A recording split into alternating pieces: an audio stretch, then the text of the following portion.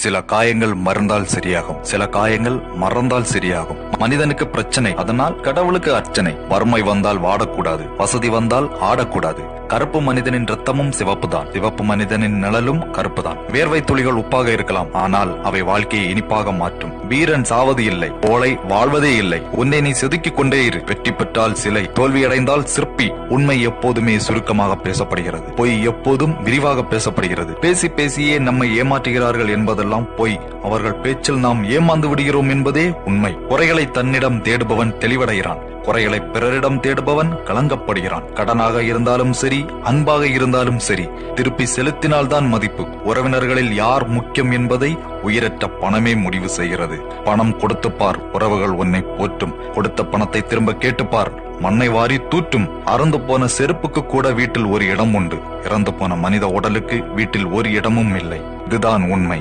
இதுவே மனித வாழ்க்கை.